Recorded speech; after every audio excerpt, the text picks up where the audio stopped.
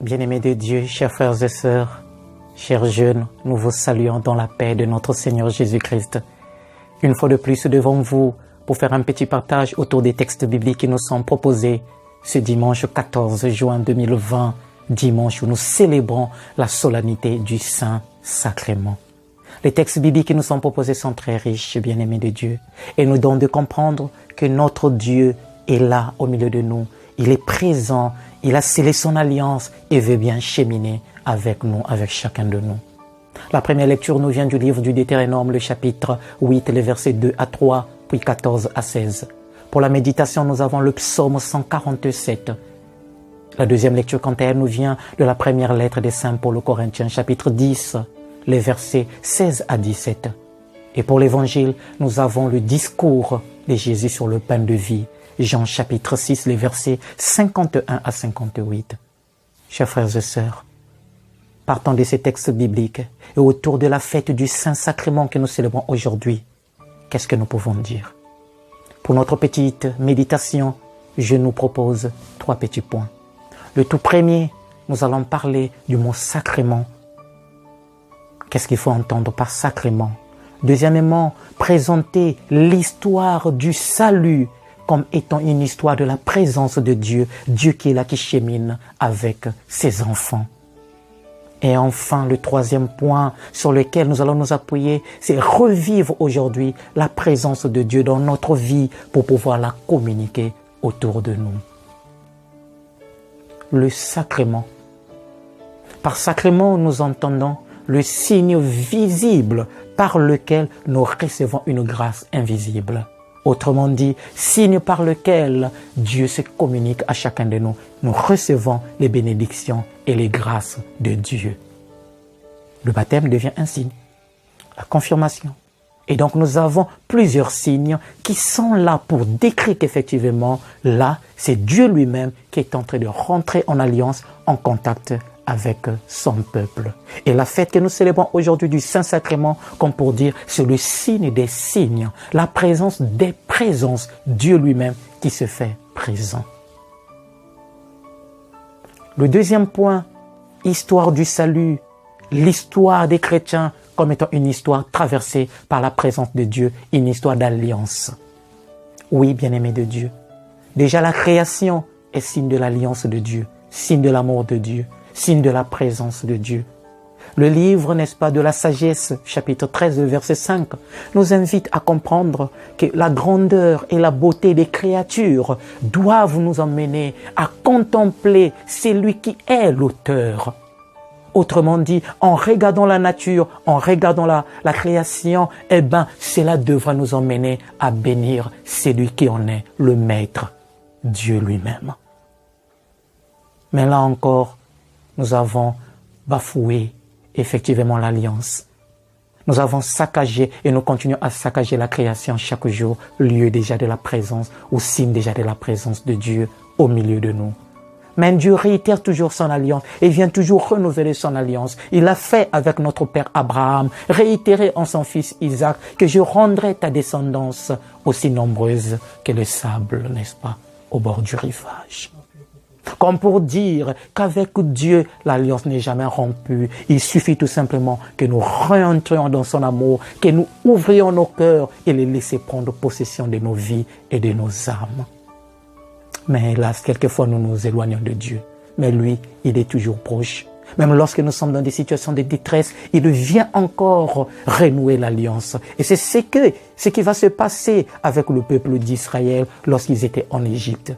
Ils sont en esclavage, la souffrance est là. Ils ne savent plus où aller, mais ils se tournent vers leur Dieu. Et Dieu, par l'entremise de son serviteur Moïse, qu'est-ce qu'il va faire? Eh bien, il va faire sortir son peuple de l'esclavage pour l'emmener vers la terre promise. Et là, qu'est-ce qu'il va faire? Il va le protéger, lui donner à manger, le pain, l'eau, protéger de la chaleur de tout ce que nous connaissons. Et au finish, il va même leur donner les 10 commandements, qui est encore la manifestation de son alliance, de sa présence au milieu du peuple d'Israël. Et c'est ce que Moïse rappelle dans la première lecture de ce jour. En bref, qu'est-ce qu'il dit au peuple d'Israël? Il est en train d'inviter le peuple d'Israël dans la première lecture de ce jour. N'oubliez pas ce que Dieu a fait. N'oubliez pas les merveilles qu'il a accomplies dans votre vie. Tout ce qu'il vous a accordé comme grâce, comme bénédiction. Il est là présent et il chemine avec nous. Jusqu'à maintenant, il est toujours là avec vous. Ne l'oubliez pas. Quoi de plus beau que le psaume d'aujourd'hui, le 147, pour faire retentir encore les paroles de Moïse, de ne jamais oublier les grâces et les bénédictions de Dieu, mais plutôt de glorifier l'Éternel pour sa présence au milieu de nous. Et ce psaume nous invite à chanter « Glorifie le Seigneur, Jérusalem, célèbre ton Dieu au Sion. » Il te protège, il te conduit, il te donne le pain du froment, il marche avec toi. Dieu présent au milieu de son peuple. Mais hélas, nous sommes toujours loin de demeurer fidèles dans cette alliance. Nous abandonnons Dieu, si bien nous nous tournons quelquefois vers des idoles, vers d'autres esclavages, les esclavages modernes que nous avons aujourd'hui. Internet, la corruption, le sexe facile, du mensonge, de la sorcellerie, de la vengeance, de la haine. Ce sont effectivement les esclavages modernes aujourd'hui qui nous éloignent encore de Dieu. Mais le Seigneur, dans son amour, il ne va pas effectivement laisser le peuple s'éloigner. Il va envoyer les prophètes pour pouvoir réitérer encore cette alliance. Mais là encore, les oreilles vont être bouchées et nous n'allons même plus écouter les prophètes. Dieu, va-t-il nous abandonner? Loin de là. Qu'est-ce qu'il fait? Il envoie son fils, son propre fils, pour venir une fois de plus renouer le contact, renouer l'alliance, nous faire passer de cette ancienne alliance à la nouvelle. Cette fois-ci, non plus scellée par le sang des animaux, non plus scellée par des choses matérielles, autre chose, mais scellée effectivement par le sang de son Fils, Jésus-Christ. Ainsi, comprenons-nous, Jésus, le jeudi saint, la dernière scène, quand il dit à ses disciples, prenez et mangez, prenez et buvez, ceci est mon corps, ceci est mon sang. Et dans l'évangile d'aujourd'hui, qu'est-ce qu'il dit? Celui qui mange ce pain et qui boit, évidemment, ce vin, qui n'est rien d'autre que mon corps et mon sang, demeure en moi et moi en lui. Et donc, il a la vie éternelle. Comme pour dire, l'alliance de Dieu s'est renouvelée une fois de plus et de façon, je dirais, pleine en Jésus-Christ. Jésus devient celui-là qui scelle définitivement l'alliance entre Dieu et les hommes. Entre toi et Dieu, la personne qui fait le pont, c'est Jésus par son sang. Comme pour dire, les routes qui mènent à Dieu passent par Jésus. Le troisième et dernier point, c'est effectivement nous inviter tous à revivre la présence de Dieu au milieu de nous pour pouvoir la communiquer autour de nous. Oui, comment est-ce que moi, prêtre, aujourd'hui, je célèbre l'Eucharistie?